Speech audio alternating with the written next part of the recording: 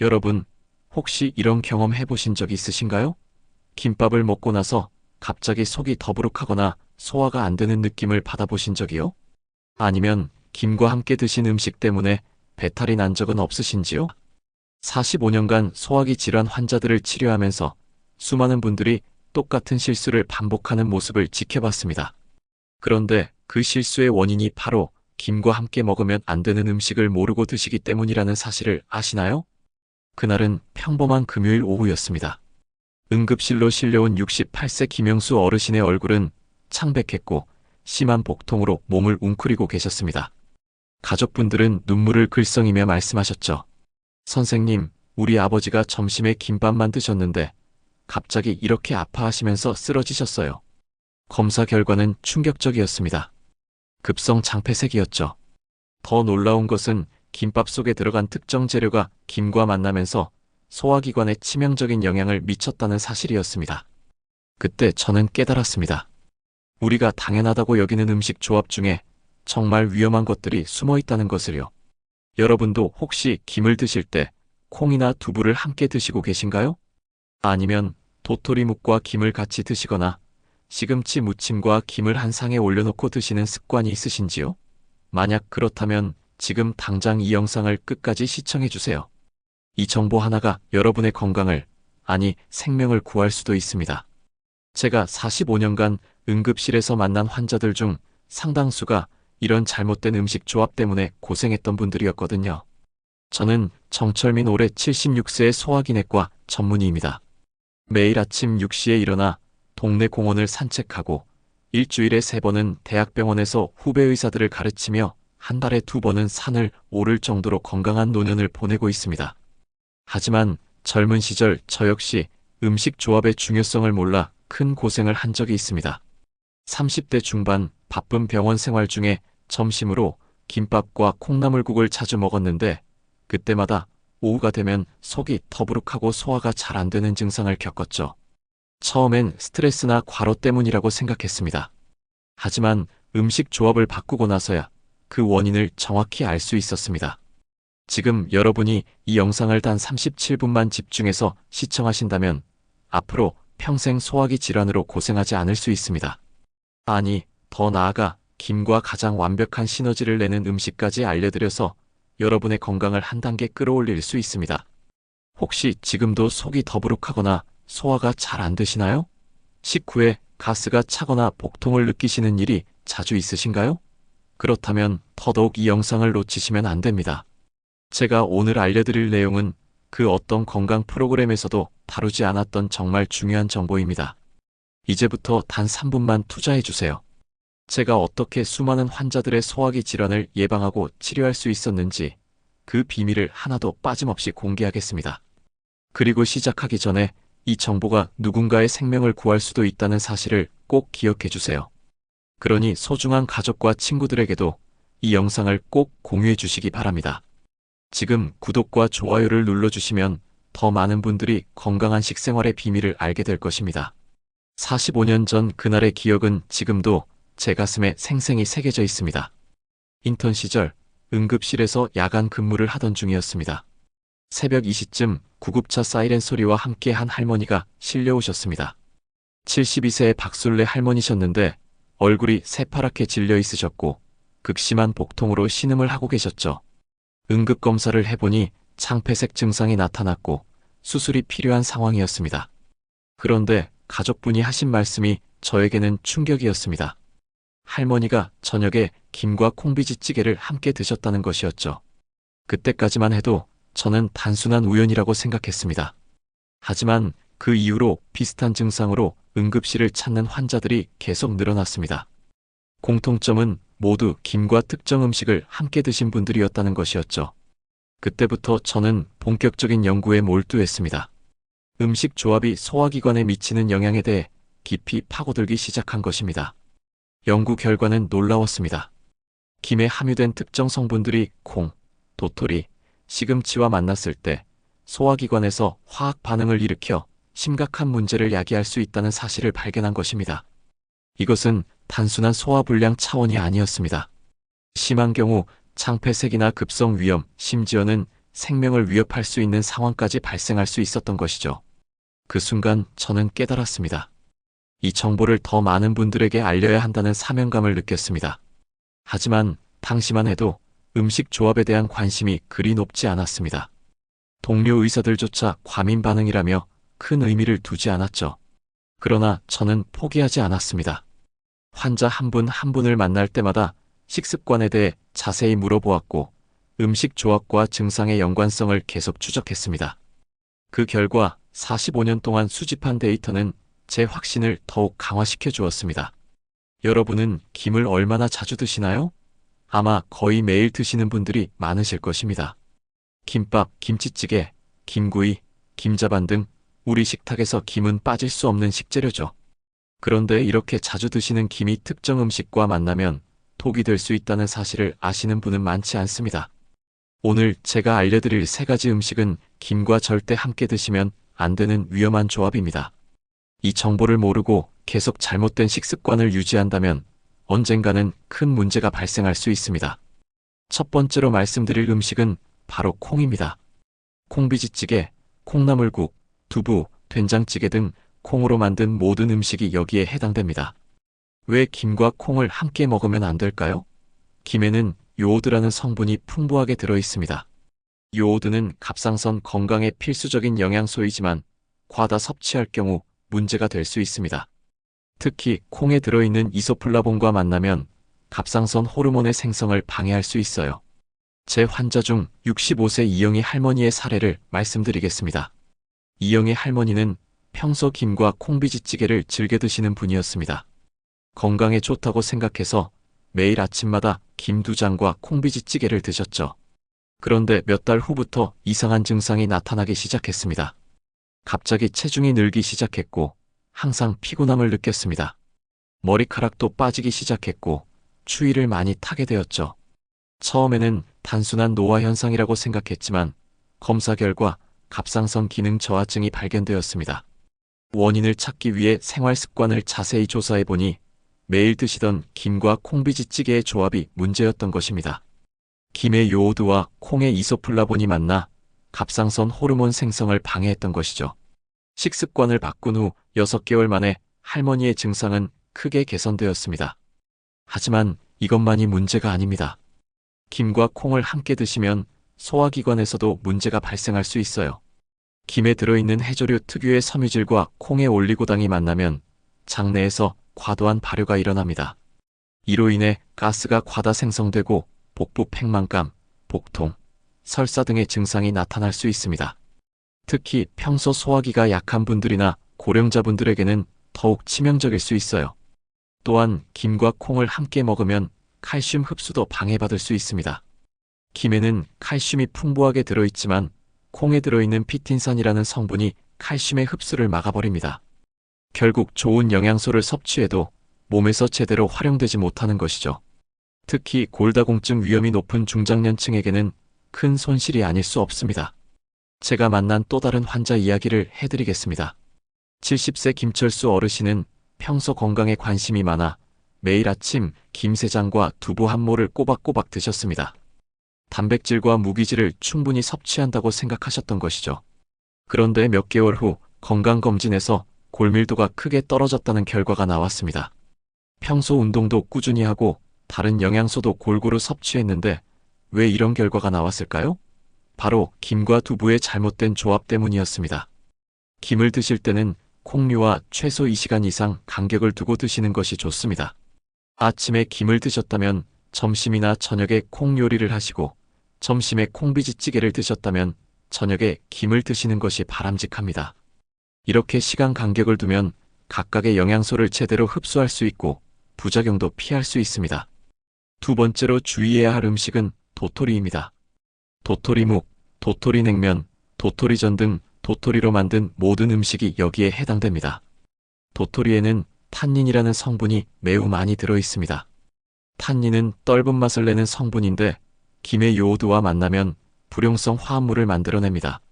이 화합물은 소화가 거의 되지 않아 장에서 덩어리를 형성할 수 있어요. 69세 박영자 할머니의 경우가 대표적인 사례입니다. 할머니는 여름철마다 도토리 냉면과 김 반찬을 즐겨 드셨습니다. 시원하고 담백한 맛 때문에 거의 매일 드셨는데 어느 날부터 심한 변비에 시달리기 시작했습니다. 일주일 넘게 변을 보지 못해 응급실에 오셨는데 검사 결과 장 안에 딱딱한 덩어리가 형성되어 있었습니다. 바로 김의 요오드와 도토리의 탄닌이 만나 생긴 불용성 화합물이었죠.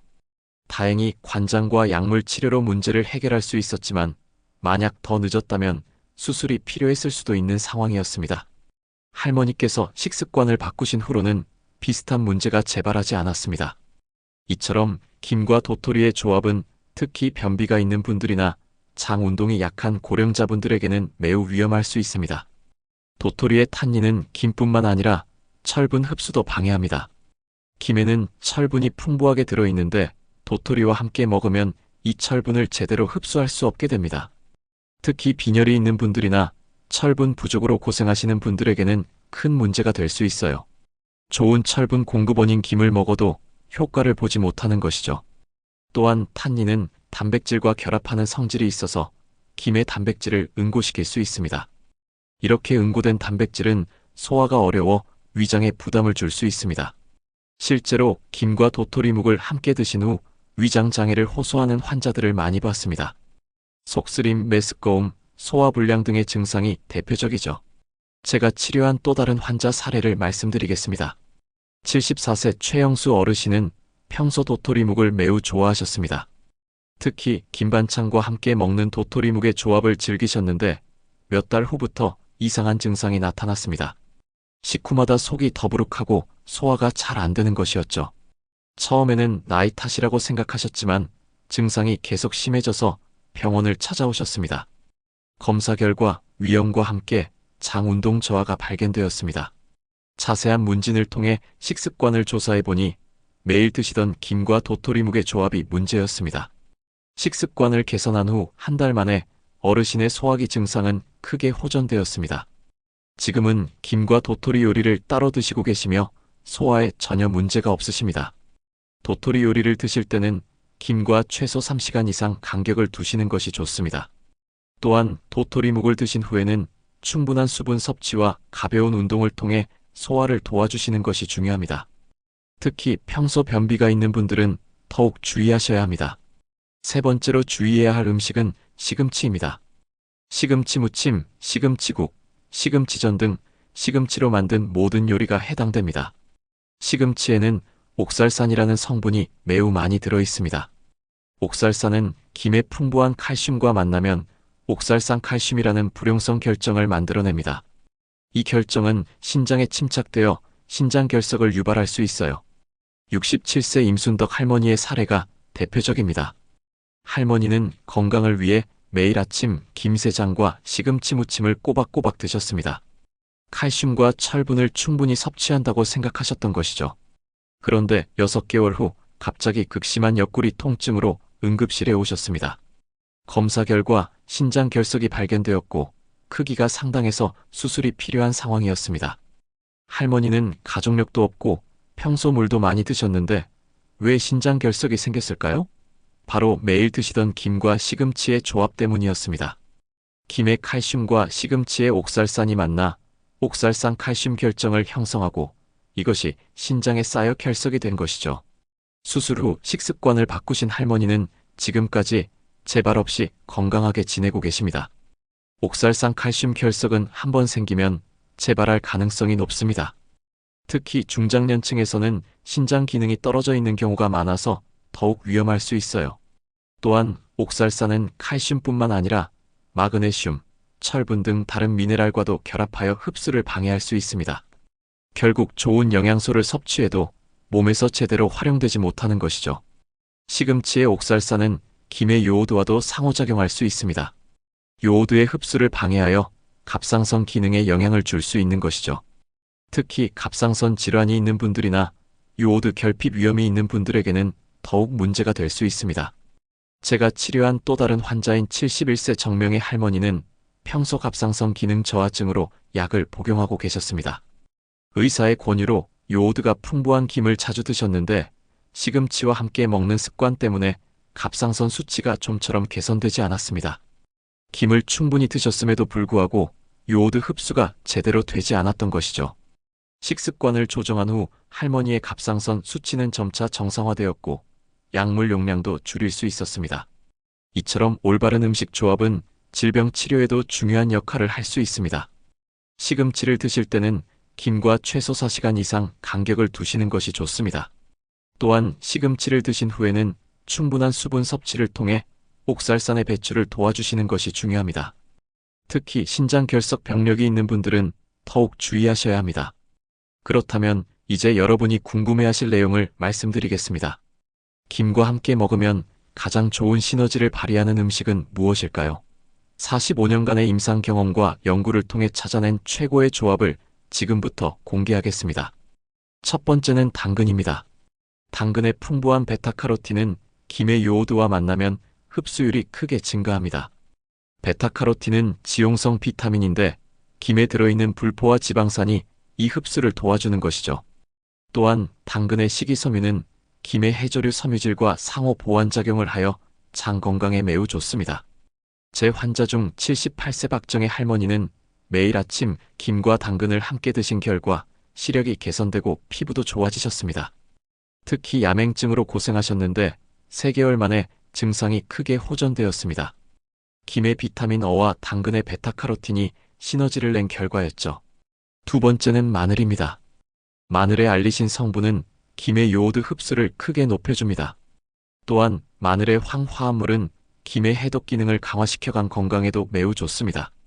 마늘과 김을 함께 먹으면 혈액순환도 개선되고 면역력도 크게 증가합니다. 73세 이광수 어르신은 고혈압과 고지혈증으로 고생하셨는데 김과 마늘을 꾸준히 함께 드신 결과 수치가 크게 개선되었습니다.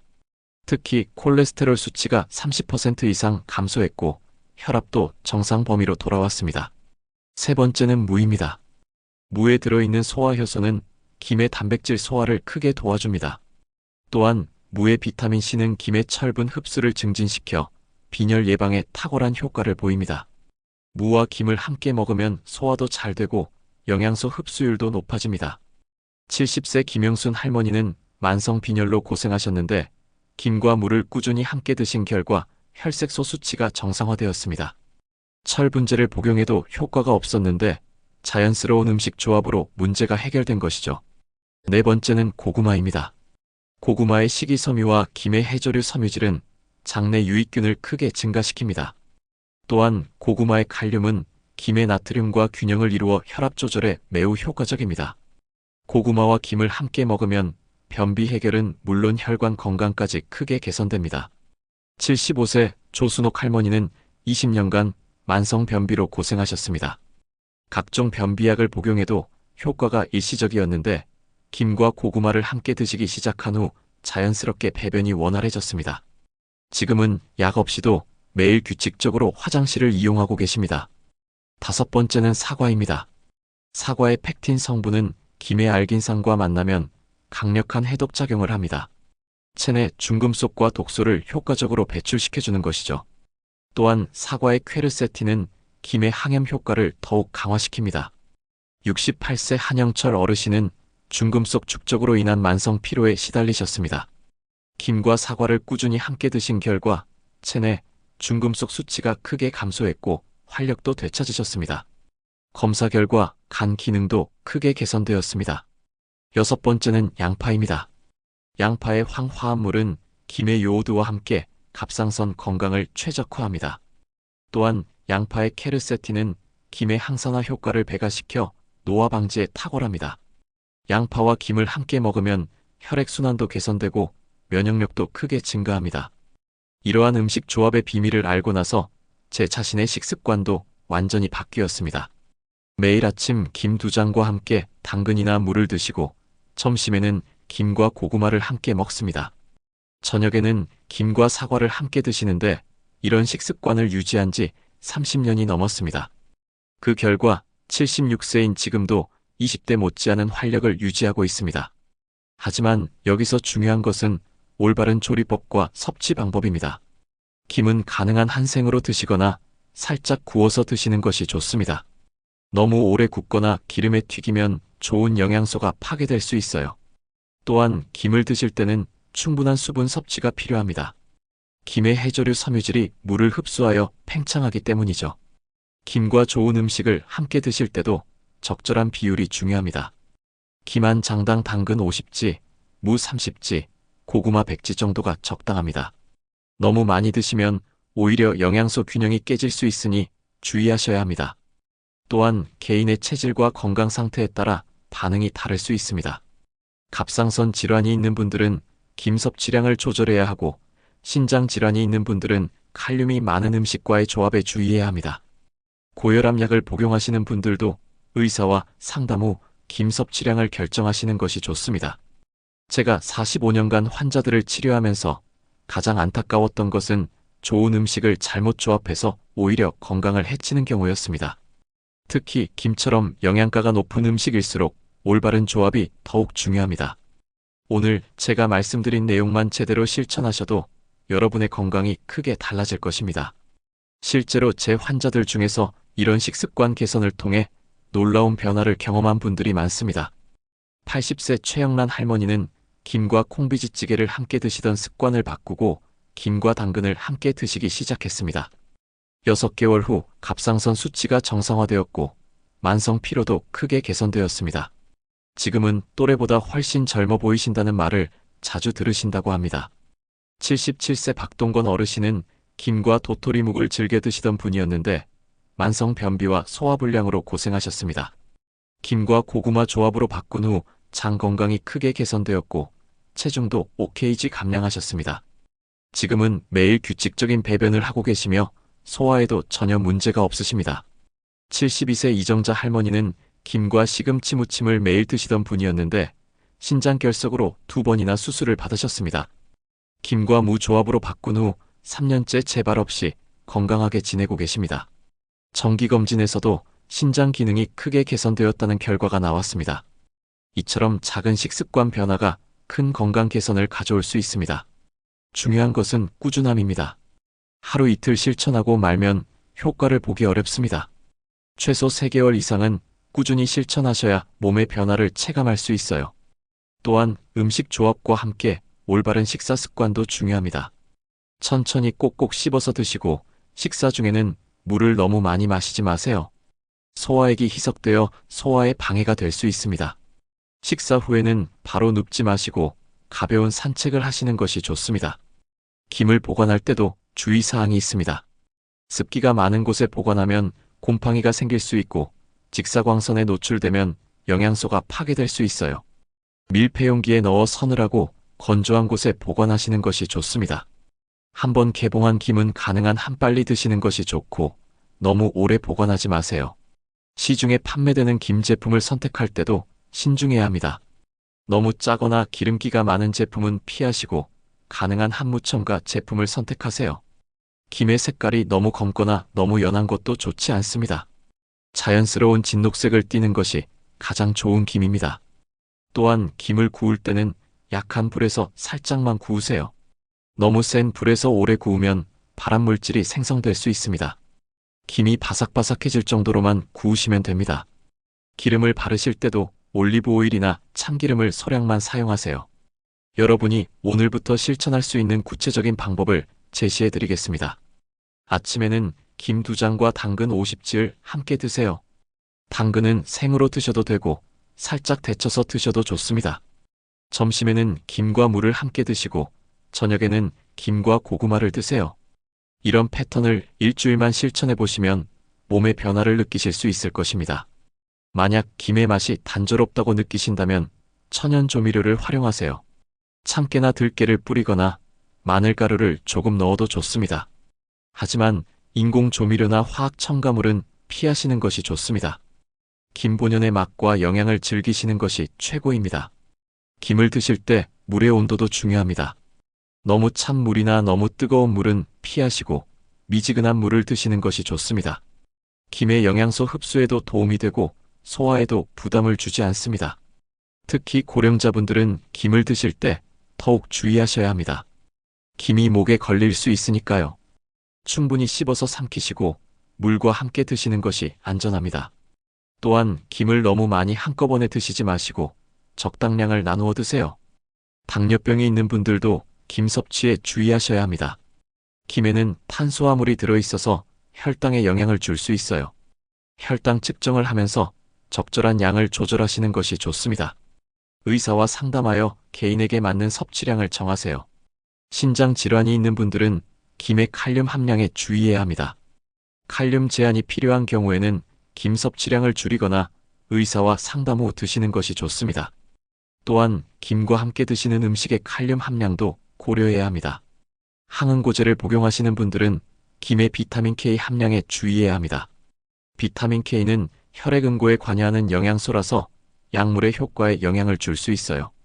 정기적으로 혈액 검사를 받으시면서 의사와 상담하여 섭취량을 조절하세요. 지금까지 김과 함께 먹으면 안 되는 음식 3가지와 가장 좋은 조합 6가지에 대해 말씀드렸습니다. 이 정보가 여러분의 건강에 큰 도움이 되기를 진심으로 바랍니다. 45년간의 임상 경험을 바탕으로 한 검증된 정보이니 안심하고 실천하시기 바랍니다. 마지막으로 당부드리고 싶은 말씀이 있습니다. 건강한 식습관은 하루아침에 만들어지지 않습니다. 꾸준한 실천과 인내가 필요합니다. 처음에는 어색하고 불편할 수도 있지만 시간이 지나면서 자연스러운 습관이 될 것입니다. 그리고 그 결과로 여러분은 더 건강하고 활기찬 노년을 맞이하실 수 있을 것입니다. 건강은 가장 소중한 재산입니다. 아무리 많은 돈이 있어도 건강을 잃으면 의미가 없죠. 오늘 제가 알려드린 정보를 바탕으로 여러분의 식습관을 점검해 보시고 필요한 부분은 개선해 나가시기 바랍니다. 작은 변화가 큰 건강을 만들어낼 것입니다. 그리고 이 정보를 혼자만 알고 계시지 마시고 주변의 가족과 친구들에게도 꼭 알려주세요.